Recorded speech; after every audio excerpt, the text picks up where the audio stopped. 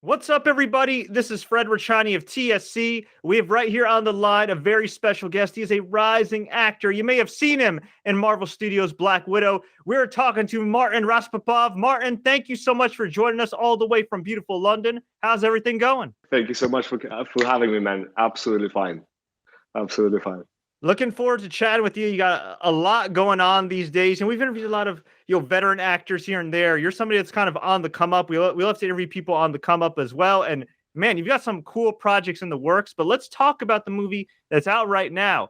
You are in Marvel Studios' Black Widow. You play I saw two different descriptions. I saw on Wiki a gulag, and I saw a prisoner. I don't know how you would describe it, but it's pretty freaking awesome that you get to star in Scarlett Johansson's solo film. Can you just kind of describe that experience with the MCU and really how your life has changed since being in the film? To be honest, it was absolutely a crazy experience because it was, as you said, I'm kind of at the beginning of my career now, so it was pretty much the third, more or less, like feature film that I did, and that was like one of the like a very big project, as you can imagine. So it was a lot of fun. I mean, it was a lot of fun. I didn't work with Scarlett Johansson, I'm afraid, but I worked with David Harbour for a couple of weeks, and he was absolutely fantastic. So it was a great experience.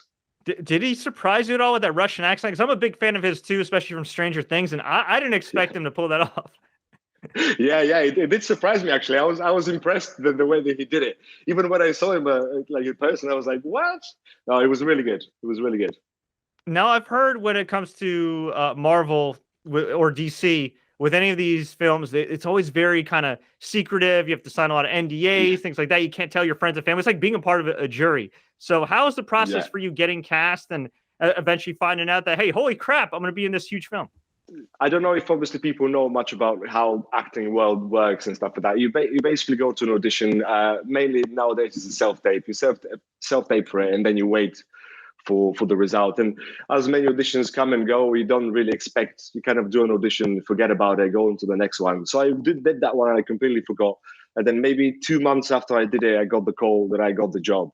To be honest, I was so happy that I had to tell someone. So obviously, I told my best friend. I had to call him on the phone and be like, "Listen, man, I'm sorry, but I was just casting this film." So it was fantastic. And then up to the point of filming, I went and I met with the production people, and I did all the costume, and I saw how the character transformed. And because I don't have any tattoos, as you can see, but on the actual film, I was completely covered with tattoos. So that was a lot of fun to do every day as well. You obviously, of course, got into acting. I've been doing this for a little while now. I've done stage work, feature productions, voiceovers, a couple of feature films before Black Widow. How did that experience differ from your other ones as far as like the scale? And was there anything you learned as an actor in that experience that you could take with you to future projects? Yeah. Actually, it was such a massive scale because we filmed for 3 weeks in this gulag, prison environment, and it was so many extras. It was about maybe 200 extras plus all the crew. So there was around maybe 300 to 400 people on the set. So it was just basically. What I learned as well is what you learn as an actor anyway, but what I learned is to stay focused and in the moment all the time, because there were so many other people that were around me that were basically, they in the actual film, I had a couple of lines that they didn't make the film because of the length of the film. But there was in this moment, I realized that you have to be constantly focused in order to kind of deliver, because everybody else is waiting for you, basically. That's good advice. You got to stay calm, right? In the midst of all the. You got to stay calm, man. It's just like you, what you do as well, and recording and like live is just like you have to stay calm, lock in, and do it. So. And you said it's like prison. Like, so did they actually film it in the setting? Were there any green screen elements? Like, how was it all set up? They did it in the studio, and there was a lot of green and blue screen going on. But they recreated obviously the most of the prison, so it was still really, really impressive, to be honest. You mentioned you did a self-tape for this particular role, and I interviewed a number of actors recently who said that the pandemic changed a lot of things for them, mainly doing more self-tapes as opposed to physically going to auditions. Only self-tapes. So for you, what do you prefer? Do you prefer doing the self-tape, or do you prefer having that experience where you can network with the cast and crew in person? It's a good question, man. I mean, to be honest, It depends. It depends. Like the self-tape allows you a lot of freedom. You can do as many takes as you want. You can basically do 30 takes until you're happy, and to send the best one. But there is always like something about meeting people in person. Because in the self-tape, you don't see the casting director. How the self-tape works is they just send you the scene, and you just record it on your own, and you send it off. So you don't see the casting director. It's not like me and you having a conversation right now. So it's always nice to see the casting director in person as well. I'm kind of 50-50 on that one. I kind of like both. It depends on the situation. It depends on the self-tape, I suppose. Sure. But I look forward to actually getting back into the room. Maybe, hopefully, in the next, whoever knows how long, we'll be able to get back in the room. Yeah, no, for sure. I mean, hopefully. I mean, it's nice to talk to you here, but it'd be cool to talk to you on a red carpet somewhere as well. Oh, bro, yeah, for sure. I'd love that. Yeah. And in addition, of course, to you acting in feature films and stage acting, you've also done some video game voiceover work. Now, from what I understand, you worked on a little game that might be just a bit popular on Steam by the name of Total Warhammer. We cover a lot of gaming here. Can you tell the fans about that? Yeah, again, very sorry, fans. I don't remember the name of the final game of Total Warhammer, but it was the final edition, I believe, of Total Warhammer. And I did most of like the Russian army and Russian characters stuff. It was a lot of fun, man. I love voiceover. It's really like probably one of the funnest things that I've done, because you just go in a studio and record, and you just go crazy. They just let you go absolutely crazy. There is a lot of shouting and a lot of swearing, but it's a lot of fun. You take everything out that you should take out. It's really cool. And in terms of in person, acting, like quote unquote normal acting and voiceover work, are you interacting with like other actors as a voiceover artist, or are you like kind of in a room yourself and just reading the lines? Or does it vary from production to production? It varies production to production. This particular one was basically just me and the screen and reading and just enacting everything. But pretty much, I believe how it works with voiceover is you do go in the studio and do the stuff on your own, and then the post-production people then do their magic, and everything happens. Cool. So I want to go back a little bit, because you're doing all this cool stuff right here. That's fine, but every journey has a start. So growing up, I believe you grew up in Bulgaria, if I'm correct. When did you decide, you know what? I want to move out of Bulgaria. I want to eventually move to London or LA and get into show business. I did grow up in Bulgaria. It's I don't know if you know much about it or people know much about it, but it's a tiny country in like the southeast of Europe. It's a very nice place.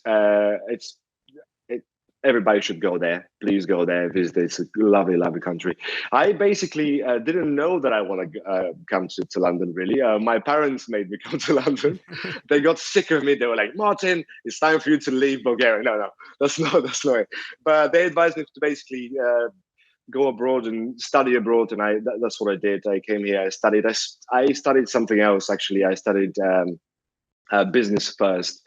And then from then on, picked up, and I went to drama school and trained and continued on with the journey, which is still basically going on full power. And when did you realize, okay, I'm actually pretty good at this and I can possibly make a living doing this? I'm still not sure if I'm very good at this, so I haven't realized that yet. But the thing, I kind of started toying up with the idea of being an actor from early age, but I took it maybe about 7 years ago. And then kind of from then on, it's followed up and the snowball happened. But I would imagine you've either made some rookie mistakes or some other people have made some rookie mistakes along the way. So for any young aspiring actors watching this right now or listening to this interview, what are some major do's and don'ts as a young actor? I try to shy away from very serious advice to people, because I'm still very young actor, so I'm learning myself. But what I did is basically to not take things too seriously, or yourself. What you do, take it seriously, but don't take yourself too seriously, because there is a lot of rejection and there is a lot of no, and you need to get used to that. And as soon as you get used to that, it'll get easier. But I can say whatever I say. People have to go through their experiences. You have to go through the rejection. You have to go through the negative emotion that comes with it, so you can find the positive out of it and stuff like that. But that's pretty much what I think is the most important, really, especially as a young actor. And would you say also not taking things too seriously? Because I recently interviewed an actress and she told me that she learned not to take things too seriously and take it personally when one time a casting director went up to her and said, "Hey, you did great. You nailed this audition, but you remind me so much of my ex-wife. I can't cast you."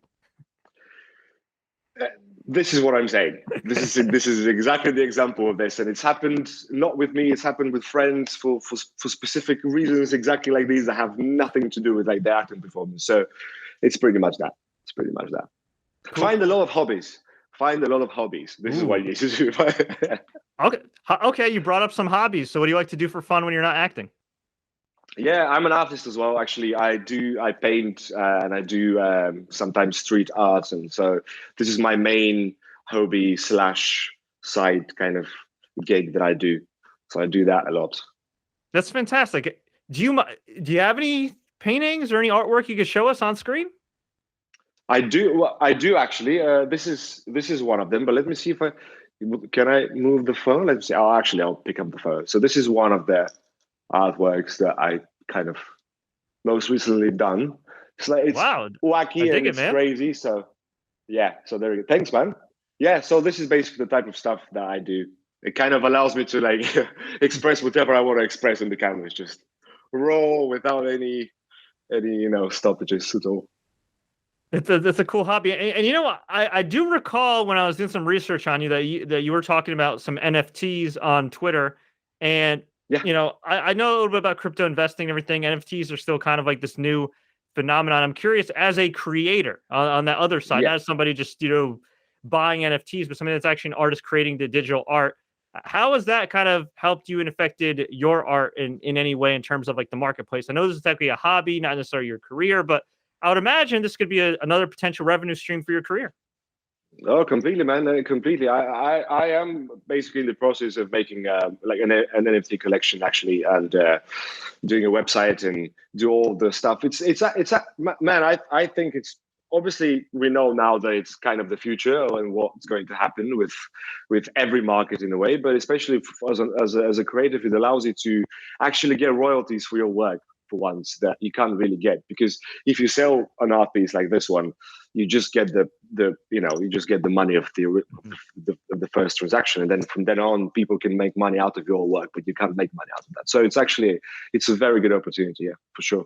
Well, now we always like to have a little bit of a lightning round, rapid fire, random questions we ask all our guests just for folks to get to know them better. Are you ready? Okay, yeah, I think so. Go on. What's your favorite late night snack or cheat meal? That is actually Kinder Bueno. That have like those little eggs, chocolate eggs. That's it. Who is your all-time favorite actor? All-time favorite actor. Okay, I'll say Al Pacino. Yes, same. I think me personally, there's a lot of great actors out there, but for me personally, I think like Al Pacino, Robert De Niro. You could flip a coin on who's like the GOAT, like the greatest of all time. Oh, of course. Like those guys are amazing. Oh man, absolutely. So I'm gonna ask you then. Okay, you said Al Pacino, huge Al Pacino fan. What's one Al Pacino film you could watch like 100 times? Well, I mean, I don't want to be cheesy and obviously say The Godfather, because that's like everybody's answer. So I'm not going to say that. The one film that actually it's Scent of a Woman. I absolutely love Scent of a Woman. That's kind of an underrated title in his filmography. It's a very underrated, yeah. Very, but I love him. I love his performance. The film itself, it's a beautiful film. You've been doing this for a little while now. Obviously, you're getting some attention for Black Widow. You're getting some attention for the Kingsman, which we'll talk about in a second as well. Yeah. But is there any work that you would love fans to check out that maybe they don't know about? Something that you feel is a little bit underrated, either on the video game side, stage side, film side, wherever? You can check out, there is a show, I don't know if you have Channel 4 in America at all. There's a show on Channel 4. It's called Before We Die. It's actually a nice little crime drama show. I think it's only 6 episodes. You should check that out. It was kind of under the radar, but it's a nice show actually. Have you thought about moving to the US at all? Oh yes, many a time. One day, yeah. Hopefully, I'll be coming to LA maybe next year. Hopefully, we'll see. But yeah, I haven't been to the US yet. But now that, because don't want to be political, but US doesn't like Bulgarian people traveling to US apparently. So Yeah.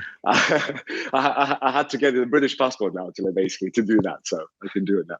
Yeah, I would imagine the pandemic didn't help things either with the borders Oh, and no, everything else. not at all. No, at all. Absolutely, absolutely. And the whole Trump saga. So Oh God, yeah. I'm sorry. No, it's okay. It's okay. I had to bring that up. Don't remind me, Martin. Damn it. Oh, sorry, man. Sorry. All good. All good. What is your most awkward moment as an actor? If we're at a party and we're just shooting the breeze, I'm like, Martin, tell me a funny story, something wacky that happened to you on set, maybe off set. What would come to mind? Yeah, so I was 8 years old and I was doing this school play, and I was playing the kind of dad in the play, although I was 8 years, obviously, but I was playing the dad in the play, and we had to do this weird dance, and the pants were too big for me, so they fell off in front. Luckily, I was obviously wearing underpants, but they fell off in front of all the audience, but everybody laughed, and I loved it, and I was like, maybe I should do that. There you go. You took it in stride. You have to. Oh man. What's been your most challenging role in all the acting you've done up to that point, besides the pantsless character you played? I did this play. It was part of my training, actually, and it's called Filomena. It's an old Italian play, and I had to play one of the lead characters, and he was quite challenging because, first of all, because he was originally in the play he was 40, and now at the time that I was playing that I was in my early 20s, so I had to understand how some men could be grumpy at that time of their life. So I had to channel into that and all of that. But that was the most challenging one in terms of as well text and learning experience. But it was as well the most rewarding, to be honest. If I'm traveling to London and or Bulgaria, what are 2 spots I should check out in each place? In London, you should definitely check out Tower Bridge. Go to Tower Bridge. It's pretty nice. It's in terms of touristic views. This is pretty much that. It's impressive. It's really nice. In terms of Bulgaria, you should go to a city called Plovdiv. This is where I'm from, and we have loads of Roman amphitheaters still in the city left from back in the day, and we do plays and performances and concerts there. So there is a massive one. When you go to Plovdiv, you'll see it. You should definitely go to that one. Random question. I'm a wrestling fan. Are you familiar at all with Rusev or Miro? Oh, yeah, I know. I know Rusev. Yeah, he was pretty famous in Bulgaria at one point. Yeah, he's badass. He's in All Elite Wrestling right now on TNT in the States. And yeah, he's that dude's a beast. So hopefully you two can work together one day. Oh, that would be lovely. I haven't watched wrestling in a long time, but is he still going strong? Yeah, no, he had a run in WWE, and they kind of stopped using him for a while. He went to AEW, and he's been killing it, man. He's amazing. He's great. I feel like he's a guy that I could definitely see in some MCU films as a villain or something down the road. He has to. Yeah, he's so good in that. He has to do that. Absolutely. And as far as upcoming projects you have, the floor is yours. I know I saw on IMDb you have a film called The Kingsmen. And from what I understand, ironically enough, if I'm not mistaken, you also play a prisoner there like you did in Black Widow. Is that correct? No, it's close. It's close. Okay. It's still in the prison, but this time I'm playing the prison guard.